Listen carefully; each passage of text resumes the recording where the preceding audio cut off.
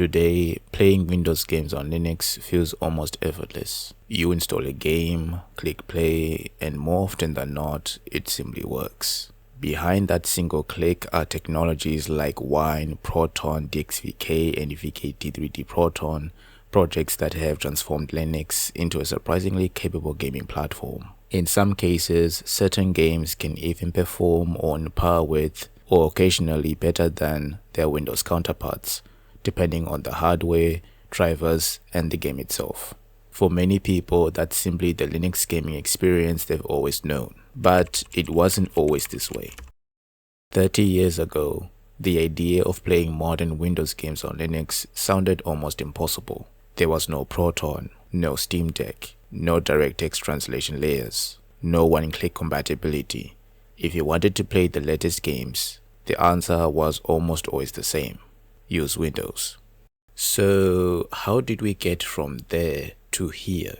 How did a niche operating system what's known for servers and programmers become a platform capable of running thousands of Windows games? The answer isn't a single invention. It isn't one company. And it certainly isn't one person. It's the story of thousands of developers, engineers, companies, and volunteers who spent more than 3 decades solving one problem after another. This is the history of Linux gaming.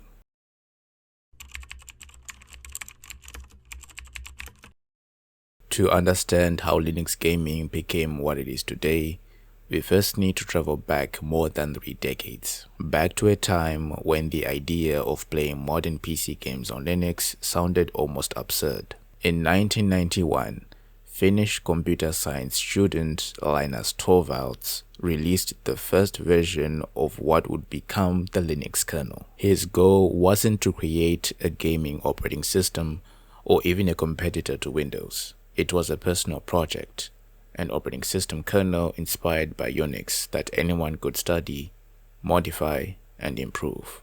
Gaming wasn't part of the conversation. Linux quickly found its place among universities, programmers, researchers, and technology enthusiasts. It gained a reputation for stability, flexibility, and openness, but not for entertainment. If you wanted to play the latest PC games, Linux was rarely the operating system people recommended. During the 1990s, Microsoft's Windows platform rapidly became the dominant operating system for PC gaming. Developers naturally built their games for the platform with the largest audience, and Windows offered something that would become one of the defining technologies of PC gaming: DirectX. As more developers adopted DirectX, Windows became the default platform for blockbuster PC releases. Meanwhile, the Linux desktop community remained relatively small. Compared to Windows users, Linux gamers represented only a tiny fraction of the market, making commercial Linux support difficult to justify for many game studios. That doesn't mean Linux gaming didn't exist. Far from it. Even during the 1990s, when Linux was still considered a niche operating system, a small number of developers believed it was worth supporting. Among them, one company stood out above the rest: ID Software. At a time when most game studios focused exclusively on Windows, ID Software took a different approach. The company released official Linux versions of several of its most influential titles, including Doom, Quake, Quake 2, and Quake 3 Arena. For Linux users, these weren't just ports. They were proof that major PC games could exist outside of Microsoft's ecosystem. Other games also helped shape the early Linux gaming landscape. Titles such as Abuse, along with later native projects like Tux Racer, demonstrated that Linux gaming, while limited, was steadily growing. But perhaps ID Software's greatest contribution wasn't simply releasing the Linux versions of its games. It was what happened afterwards. The company made the unusual decision to release the source code for several of its game engines under open source licenses. That allowed developers around the world to study, improve, and maintained those engines long after their commercial life had ended. Communities created new source ports, improved compatibility, fixed long-standing bugs, and brought classic games to modern versions of Linux and many other operating systems for years to come. Those decisions had an impact that reached far beyond IT software itself. They helped demonstrate what open source collaboration could accomplish, and they inspired a generation of developers who would later contribute to Linux gaming in their own ways. For Linux enthusiasts, these early games represented something important. Gaming on Linux wasn't a fantasy, it was possible. The experience was far from perfect, and the selection of games remained limited, but each successful port proved that Linux could be more than an operating system for programmers and servers. It could also become a place to play.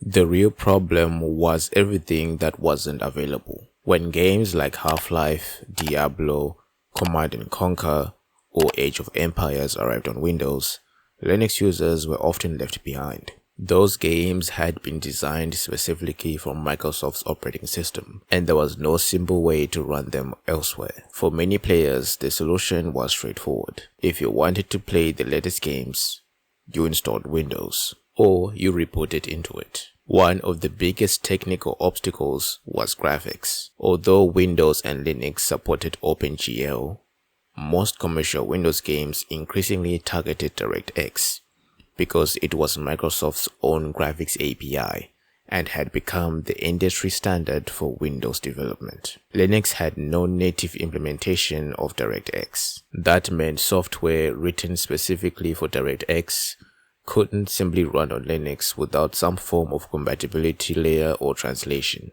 This challenge would shape the future of Linux gaming for decades. Developers also faced another challenge. Linux wasn't a single operating system in the way Windows was. Instead, it existed as dozens of different distributions, each with its own package management system, software libraries, desktop environments, and release schedules. Supporting Windows usually meant targeting one platform. Supporting Linux often meant dealing with an entire ecosystem. For many commercial studios, that additional complexity simply wasn't worth the investment. Hardware support presented its own difficulties. Graphics drivers during the late 1990s and early 2000s were far less mature than they are today. Open source drivers were still developing. Proprietary drivers often varied in quality depending on the manufacturer and the operating system. Even when games did run, performance and stability could differ significantly from one system to another. Linux gaming wasn't impossible, it was unpredictable. Over time, Linux developed a reputation. People associated it with servers, programming, universities, scientific computing, and system administration. Gaming rarely entered the conversation. If someone asked which operating system they should choose for playing games, the answer was almost always the same: use Windows. For years, that advice made perfect sense. But despite all of these obstacles, a small group of developers refused to accept that Windows software should only run on Windows. They asked a question that at the time sounded almost impossible. What if Linux didn't need native Windows ports at all? What if Windows applications could simply run on Linux? That idea would become one of the most ambitious software engineering projects in computing history, and its name was Wine.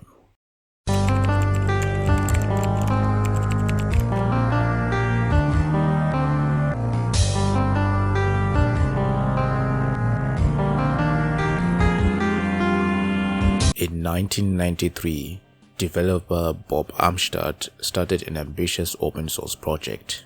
Its name was Wine. Today, most Linux users have heard of Wine, but many people still misunderstand what it actually is. You often hear people call it an emulator. It isn't. In fact, the name itself explains why. Wine stands for Wine is not an emulator. That distinction isn't just clever wordplay, It's one of the reasons Wine became such an extraordinary piece of software. Normally, a Windows application communicates directly with the Windows operating system. Every time a game needs to create a window, play audio, read a file, or talk to the graphics driver, it makes requests to Windows through something called the Windows API. Without Windows, those requests go nowhere. The application simply doesn't know what to do. Wine approaches the problem in a completely different way. Instead of emulating an entire computer or running a copy of Windows in the background, Wine re-implements large parts of Windows API. When a Windows program asks Windows to perform a task, Wine answers instead. The application believes it's communicating with Windows, even though it's actually running on Linux. It's an elegant idea, but implementing it was anything but simple. Imagine someone handing you one of the most complex operating systems ever created and asking you to rebuild it without ever seeing its source code. That's essentially the challenge the Wine developers faced. Over the years, Microsoft added thousands of APIs, system libraries, and behaviors to Windows. Some were carefully documented. Others weren't documented at all. Certain applications even depended on specific Windows quirks or bugs to function correctly. Wine's developers had to study how Windows behaved, then recreate that behavior themselves. One function, one library, one API at a time. It wasn't something that could be finished within a few months or even a few years. It became a project that would continue evolving for decades. Of course, early versions of Wine were far from perfect. Many applications refused to launch. Games crashed unexpectedly. Performance varied dramatically from one title to another. Getting a single game to run often meant editing configuration files, installing missing DLLs, experimenting with different settings, and spending hours reading forum posts from people trying to solve the exact same problem. Running Windows software on Linux wasn't convenient. Sometimes it felt more like solving a puzzle than playing a game. But despite all of these frustrations, Wine proved something remarkable. Running Windows software on Linux wasn't impossible. It was possible.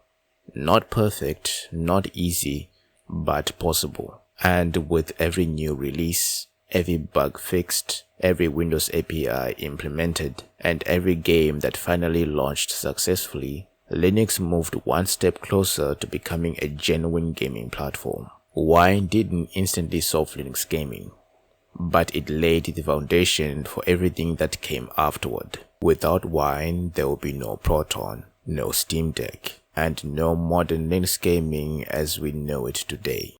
By the early 2010s, Wine had become one of the most ambitious open source projects in computing. It had already demonstrated that Windows applications could run on Linux, but there was still a major obstacle standing in the way of great gaming performance: graphics. Running a game was one thing, running it well was something else entirely, and solving that problem would require a completely new graphics API, one that didn't even exist yet.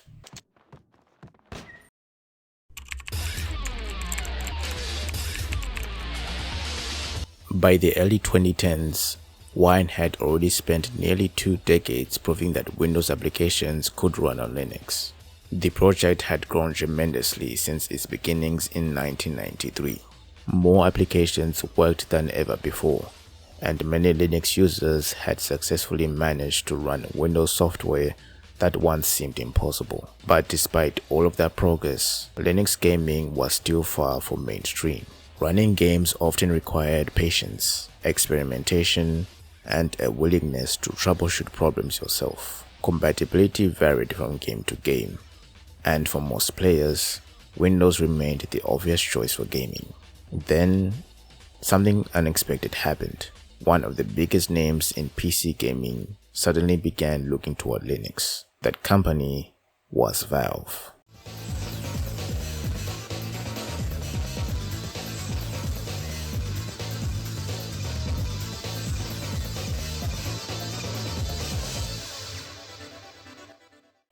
By this point, Valve had already transformed PC gaming. with legendary franchises like Half-Life, Counter-Strike, Portal, and Left 4 Dead, alongside the incredible success of Steam, Valve had become one of the most influential companies in the gaming history. Steam wasn't just another digital store. It had become the central hub for PC gaming. Millions of players used it every day to buy, install, and update their games. So naturally, one question comes to mind. Why would a company so deeply connected to Windows suddenly invest time and resources into Linux? Ironically, the answer wasn't Linux. It was Microsoft.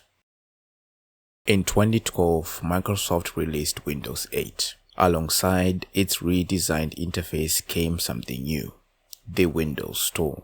To most consumers, it seemed like another feature, a built-in marketplace for downloading applications. But inside Valve, people saw something much bigger. Valve co-founder Gabe Newell publicly described Windows 8 as a catastrophe for everyone involved in the PC ecosystem except Microsoft itself. His concern wasn't the operating system's design, it was the direction Windows appeared to be heading. If Microsoft eventually controlled how software was distributed through Windows, then companies like Valve could lose control over the very platform their business depended on. For Valve, that represented a serious risk. They needed an alternative, and Linux offered exactly that, an open platform where no single company controlled the rules.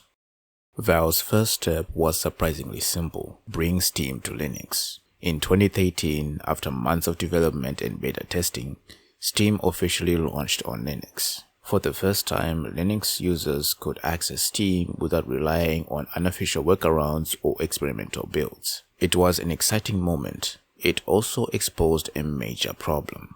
Steam had arrived, the games had not. Although several developers had released native Linux versions for their titles, they represented only a small portion of Steam's rapidly growing catalog. Most AAA games remained exclusive to Windows. Asking every developer to create and maintain a Linux version simply wasn't realistic. Valve quickly realized that convincing thousands of studios to support Linux individually wasn't a sustainable strategy. If Linux gaming was going to succeed, it needed another solution.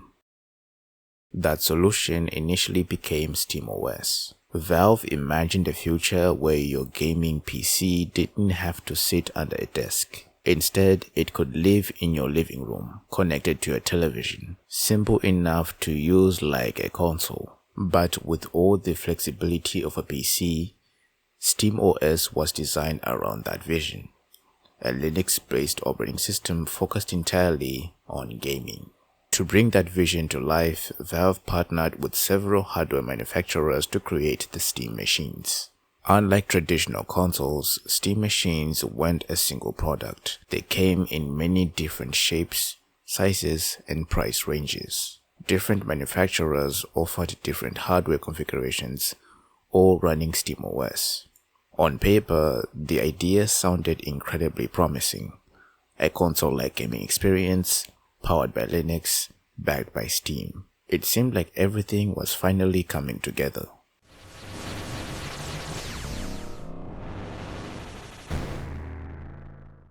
Unfortunately, reality told a different story. The hardware wasn't the problem. The software ecosystem was. SteamOS depended largely on native Linux games, and there simply weren't enough of them. Many of the biggest titles on Steam still only supported Windows. For most gamers, buying a Steam machine meant accepting a significantly smaller game library than a standard Windows PC offered.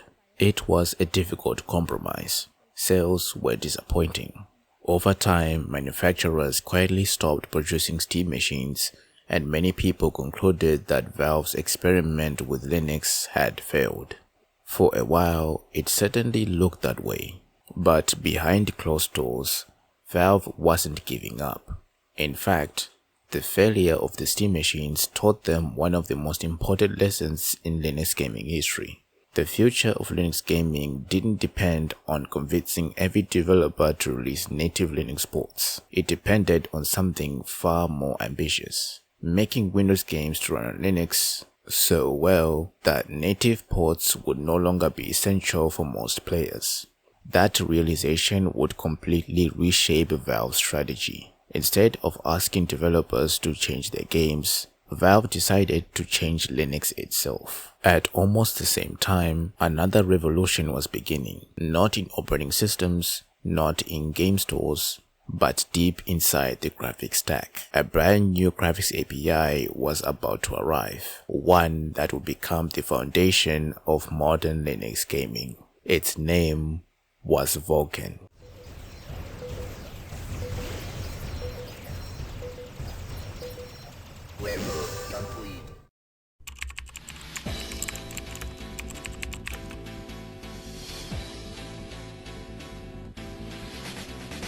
By the mid-2010s, Valve had learned an important lesson. Linux didn't simply need more native games. It needed a better way to run the Windows games that millions of players already owned. Wine had already demonstrated that Windows applications could run on Linux, but gaming presented a very different challenge. Modern games don't just rely on operating system functions. They also depend heavily on graphics APIs, the software interfaces that allow games to communicate with your graphics card. And this is where Linux faced one of its biggest technical obstacles. Throughout the late 1990s and early 2000s, Windows developers increasingly built their games around Microsoft DirectX. DirectX became the standard graphics API for PC gaming on Windows, offering developers a consistent way to communicate with graphics hardware. Linux, however, followed a different path. Instead of DirectX, Linux graphics relied primarily on OpenGL, an open cross-platform graphics API supported by multiple operating systems. Both APIs ultimately served the same purpose. They allowed the games to talk to the GPU, but they spoke very different languages. And that difference created a significant problem for compatibility. Wine solved many Windows API problems, but graphics remained difficult. Projects such as Wine D3D translated DirectX cores into OpenGL, allowing many games to run on Linux. It was an impressive achievement, but it also came with limitations. Every DirectX command had to be translated into an equivalent OpenGL command before reaching to the graphics driver. That additional translation introduced overhead. Some games suffered noticeable performance losses. Others experienced rendering glitches. Certain graphical features simply couldn't be translated efficiently. As Windows games became increasingly demanding, these limitations became more difficult to overcome. The industry itself was also changing. Game developers wanted more direct access to modern graphics hardware. They wanted lower CPU overhead, better multi-core performance, greater control over rendering. OpenGL had served the industry well for decades, but many developers felt it was showing its age. A new approach was needed. That new approach arrived in 2016. Its name was Vulkan. Developed by the Kronos Group, the same consortium responsible for OpenGL, Vulkan was designed from the ground up as a modern low-overhead graphics API. Unlike DirectX, Vulkan wasn't tied to a single operating system. It was open, cross-platform, and built with modern hardware in mind. For game developers, Vulkan offered several major advantages. It dramatically reduced CPU overhead. It gave developers much more direct control over graphics hardware. It scaled far better across multiple CPU cores. And because it was designed to work across different operating systems, developers could target multiple platforms using the same graphics API. For native Linux games, Vulkan was already an exciting development. But its greatest impact would come from something nobody had fully realized yet. Wine had spent years translating DirectX into OpenGL, but now there was another possibility. What if, instead of translating DirectX into OpenGL, Someone translated DirectX directly into Vulkan. On paper, the idea seemed almost obvious. In practice, it represented years of engineering. Someone would need to understand both Microsoft's Direct3D APIs and Vulkan in extraordinary detail, then build a translation layer capable of converting one into the other, accurately, efficiently, and fast enough to play modern games. It was an enormous challenge, but it was finally possible. Not because Wine had changed, not because Valve had changed, but because Vulkan had opened an entirely new path forward. Looking back today, it's easy to think of Vulkan as just another graphics API, but for Linux gaming, it became something much more important.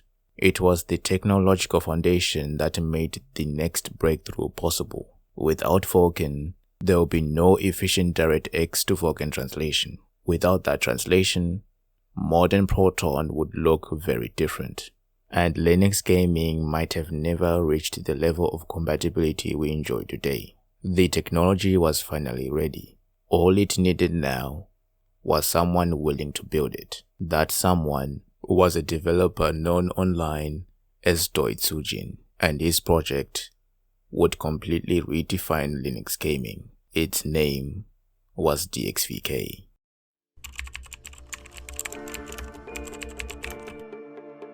When Philippe Rebohle began developing DXVK, he wasn't trying to reinvent Linux gaming.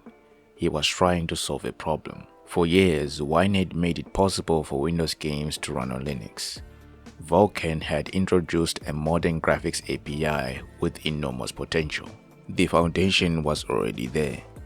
What remained was finding the most efficient way to bring the two together. Take a look at this diagram.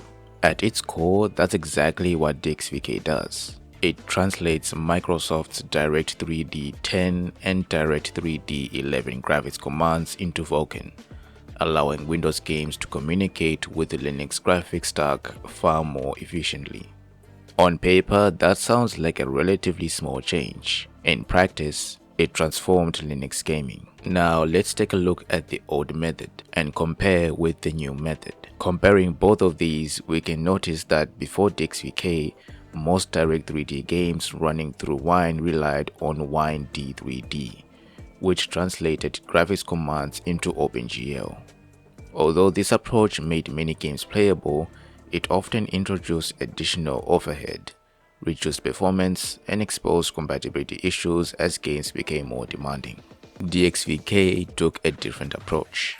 By translating Direct3D directly into Vulkan, it dramatically reduced that overhead while improving both compatibility and performance. The results were immediate. Games that had once struggled suddenly ran far more smoothly. Frame rates increased. Stuttering was reduced. Many long-standing graphical issues disappeared. For the first time, Linux gaming no longer felt like a compromise for a growing number of players. The excitement spread quickly throughout the community. Benchmarks, forum posts, Reddit threads, and GitHub discussions all told a similar story. Games that had once been difficult to recommend on Linux were becoming genuinely enjoyable to play. Valve noticed. Recognizing DXVK's importance to the future of Linux gaming, the company hired Philippe Rebohle in 2018. His work would become a key part of Valve's long-term investment in making Windows games run seamlessly on Linux. But despite these remarkable technical achievements, there was still a problem. Using Wine often meant creating prefixes, installing additional libraries, managing DLL overrides, experimenting with launch options. For experienced Linux users, these were familiar tasks, but for everyone else, they were obstacles. The technology had finally reached a point where Linux gaming could compete. Now it needed to become accessible. That challenge would soon be answered by Valve. Its name was Proton. By 2018, Linux gaming had reached a turning point.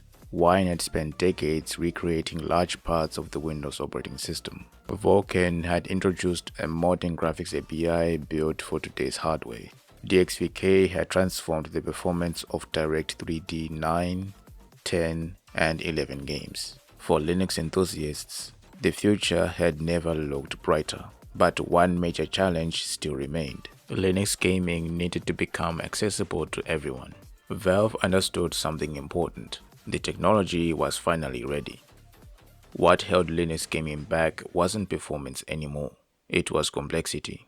If Linux gaming was ever going to reach millions of players, people shouldn't have to understand Wine, or DXVK, or Vulkan, or graphics translation. They should only have to do one thing: click play. On August 21, 2018, Valve introduced Proton. At first glance, it looked like another compatibility layer. In reality, it was something much bigger. Proton didn't replace Wine. It didn't replace DXVK, and it certainly didn't replace the decades of work that had come before it. Instead, it brought those technologies together into a single seamless experience. At its core, Proton isn't a single piece of software. It's a collection of open source projects working together. Wine recreates the Windows APIs that games expect. DXVK translates DirectX 9, 10, and 11 into Vulkan, giving thousands of Windows games excellent performance on Linux. As newer games increasingly adopted DirectX 12, another translation layer became essential. VKD3D Proton filled that role, translating DirectX 12 into Vulkan and allowing an entirely new generation of games to run on Linux. F-Audio improved compatibility with Microsoft's X-Audio implementation. Valve contributed hundreds of patches, game-specific fixes, performance optimizations, and quality of life improvements. Each project solved a different problem. Proton brought them together. Then Valve made one decision that changed everything. They integrated Proton directly into Steam. Suddenly, playing a Windows game on Linux no longer required downloading multiple projects or following lengthy tutorials. So you basically opened your Steam library, clicked install, clicked play. Behind the scenes, Wine recreated the Windows environment. DXVK or VKD3D Proton translated by the graphics AI. F-Audio handled audio compatibility. Steam automatically created isolated prefixes for each game, and Proton quietly coordinated everything else. For the player, none of that complexity was visible. The game simply launched. For many people, it almost felt like magic. Of course, it wasn't magic. It was decades of engineering. Every click of that play button represented thousands of hours of work by developers across dozens of open source projects. Most players never saw Wine, or DXVK, or VKD3D Proton, or Vulkan, because they didn't have to, and that was exactly the point. The impact was immediate. Thousands of Windows games suddenly became accessible on Linux through Steam. Many titles that had previously required extensive manual configuration now worked with little or no user intervention. Linux gaming no longer felt like an experiment reserved for enthusiasts. It began to feel normal. One company also deserves recognition here: CodeWeavers. Long before Proton existed, CodeWeavers had been one of the largest commercial contributors to Wine through its crossover product.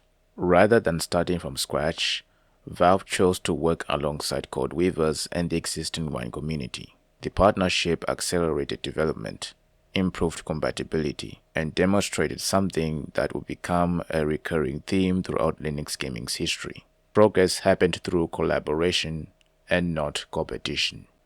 Of course, Proton wasn't perfect. Some games still refused to launch. Kernel-level anti-cheat remained a major obstacle, something that is still a problem today. Every major game release introduced new compatibility challenges. Valve's developers continued improving Proton with every update. But something fundamental had changed. Before Proton, Linux gamers often spent hours searching for forums, tweaking Wine configurations, and experimenting with different settings just to get a single game running. After Proton, the conversation changed. Instead of asking, "Can this game run?" people began asking, "Does Proton support this game?" That may sound like a subtle difference. In reality, it reflected a complete shift in expectations. For the first time, running Windows games on Linux wasn't the exception, it was becoming the expectation.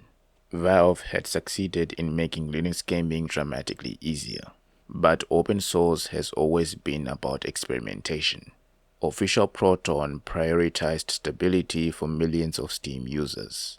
The community had different priorities. Some developers wanted to move faster, to test new fixes, to support newly released games before official updates arrived. One community developer, in particular, became well known for doing exactly that. His online name was Glorious Egro.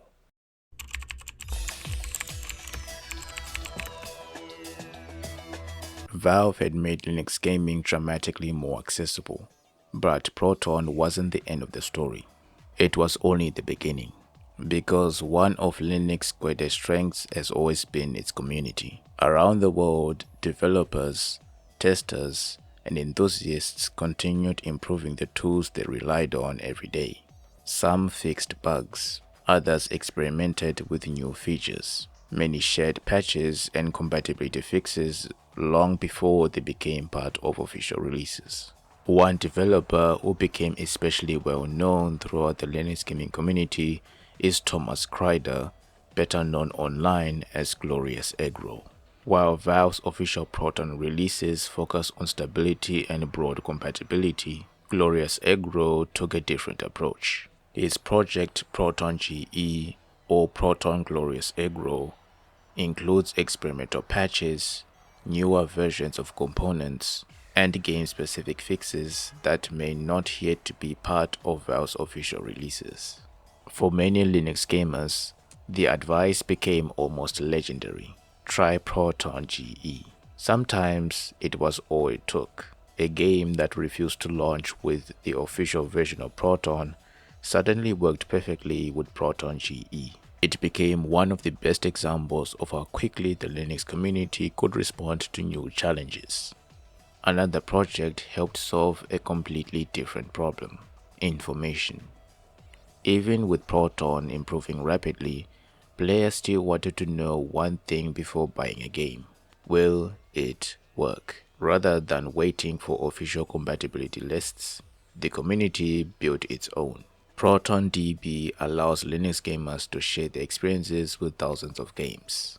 Players submit reports explaining how well a title runs, what their system specs are, whether additional launch options are needed, and which version of Proton works best. Games are then grouped into ratings such as Platinum, which means a game works perfectly out of the box; Gold, which means a game runs extremely well with only minor adjustments; Silver, which means games are playable but with some noticeable issues; Bronze, which means a game works though significant problems remain; and finally we have Balked, which you already know what that means: games that simply don't work in their current state. Today, ProtonDB has become one of the first websites many Linux gamers visit before purchasing a game. Of course, Steam isn't the only place people buy games. Many players also use platforms such as Epic Games Store, GOG, Battle.net, Ubisoft Connect, EA App, and many others. That's where projects like Lutris and Heroic Games Launcher come in. Lutris became something of a Swiss Army knife for Linux gaming. It supports native Linux games, Windows games through Wine, countless emulators, and installation scripts maintained by the community. So instead of spending hours configuring everything manually, many games could now be installed with only a few clicks. Heroic Games Launcher took a different approach. Designed primarily for Epic Games Store and GOG libraries, Heroic provides a polished graphical interface while integrating technologies such as Wine and Proton behind the scenes. For many players, It made non-Steam gaming on Linux almost as simple as Steam itself. Another project focused on simplifying Wine itself. Bottles provides an easy-to-use graphical interface for managing Wine environments known as bottles. Instead of manually creating Wine prefixes and adjusting configuration files, users can create isolated environments optimized for gaming, software development, or productivity applications. It removed much of the complexity that had discouraged newcomers for years. The ecosystem continued growing. Developers created launchers for games that weren't officially supported on Linux. Projects like Fogger's Launcher and Twintel Launcher helped Linux players enjoy games that otherwise required much more manual configuration. Each solved a specific problem. They demonstrated something much larger. If Linux users encounter a challenge, someone in the community will probably try to solve it. Not every project launches games. Some improve performance, while others make debugging easier. Mesa continues to improve open source graphics drivers for AMD and Intel hardware. GameScope, developed by Valve, provides a lightweight compositor that powers much of the Steam Deck experience and is widely used on desktop Linux as well. MangoHard gives players detailed real-time performance statistics.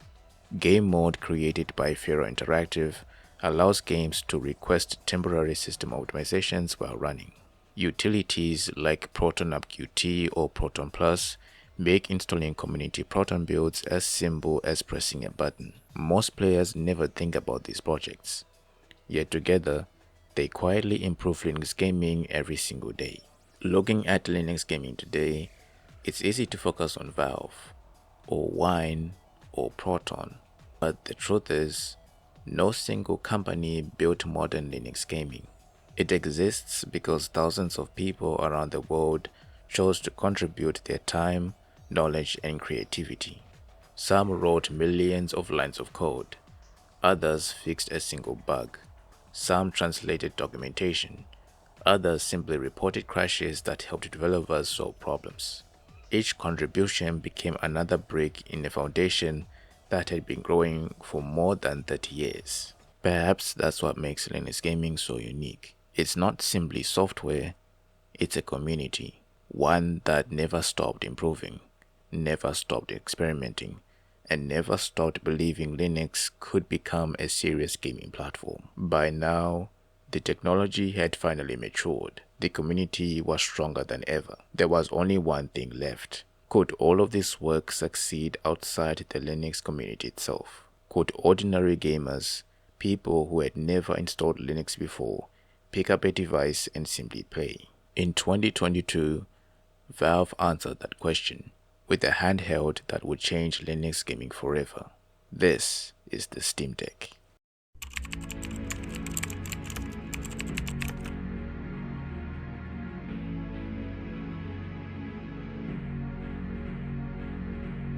The Steam Deck wasn't remarkable simply because it was a handheld gaming PC.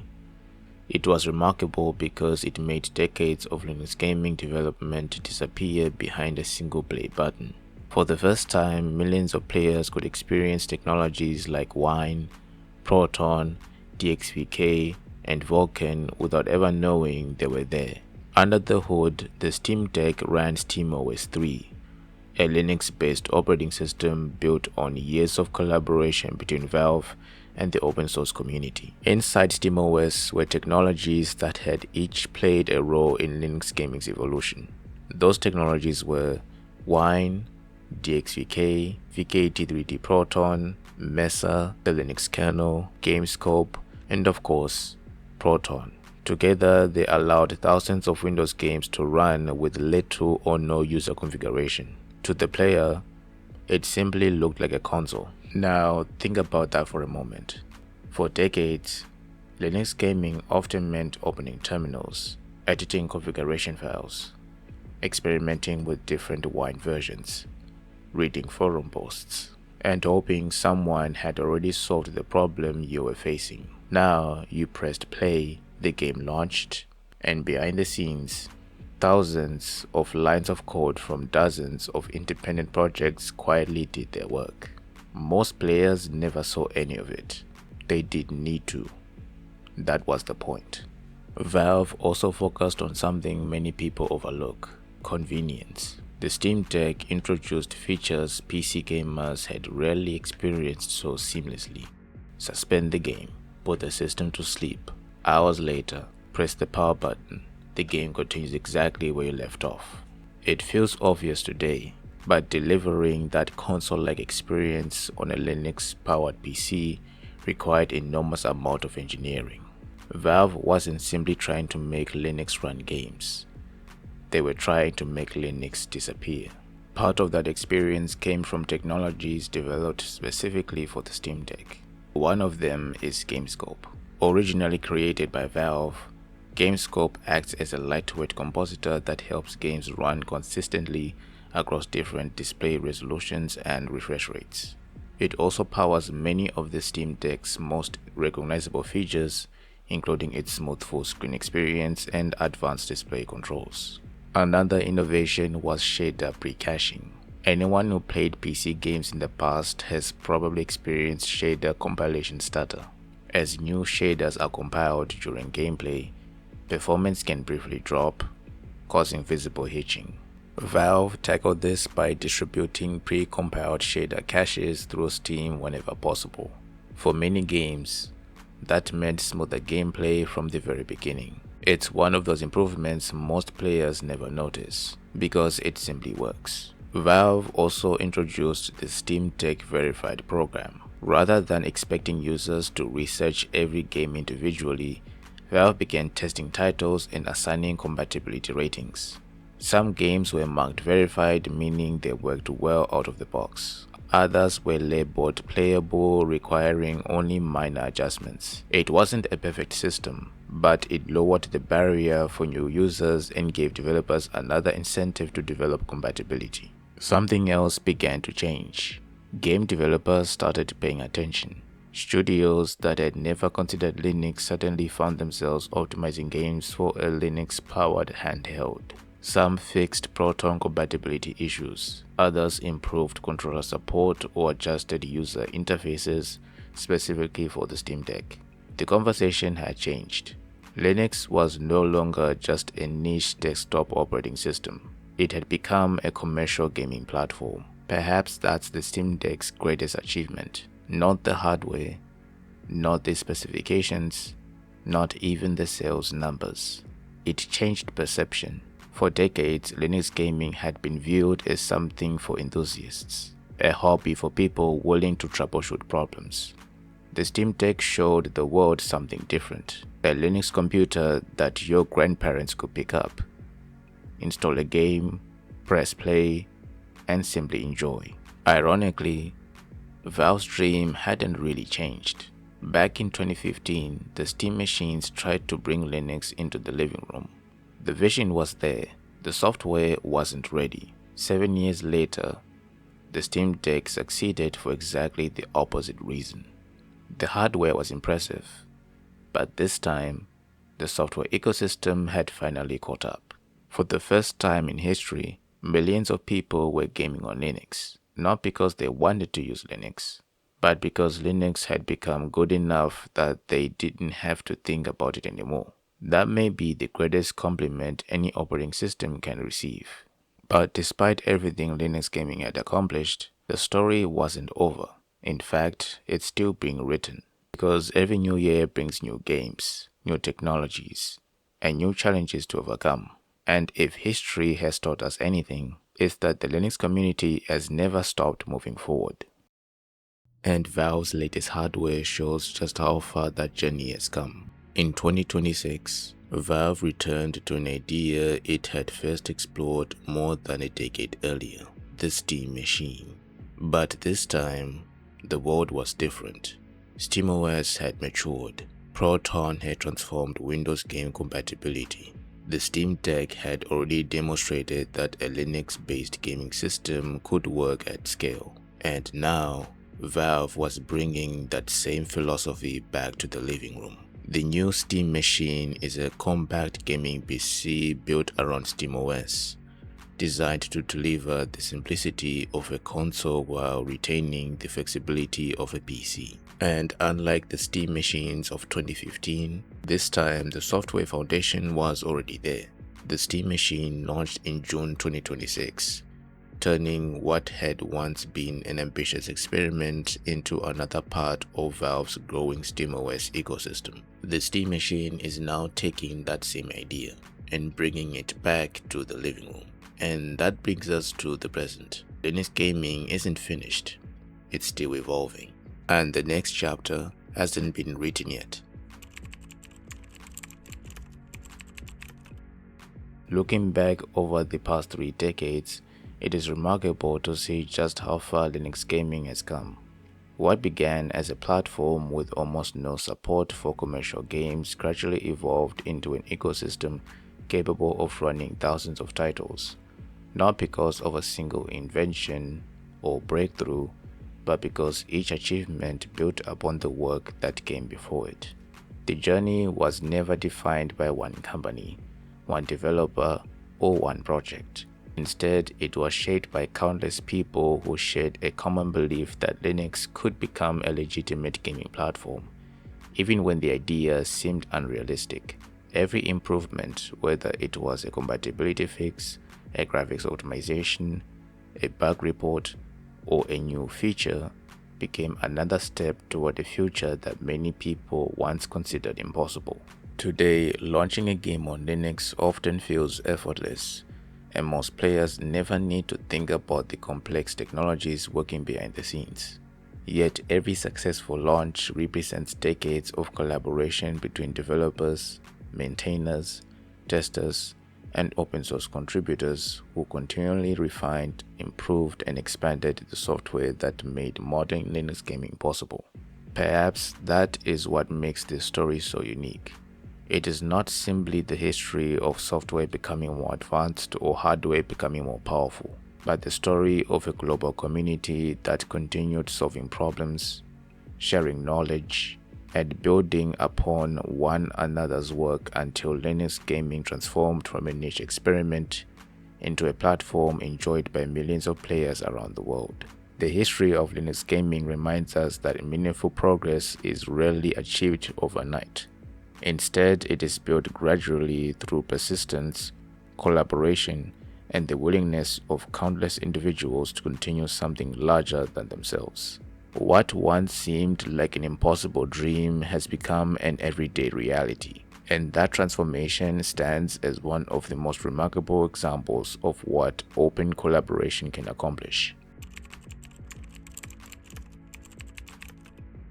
Behind every game that launches on Linux is the work of countless people whose names most players will never know. Over the past 3 decades, developers have written millions of lines of code, fixed countless bugs, reviewed pull requests, maintained projects, answered questions on forums, translated software, tested new features, and shared their knowledge with others.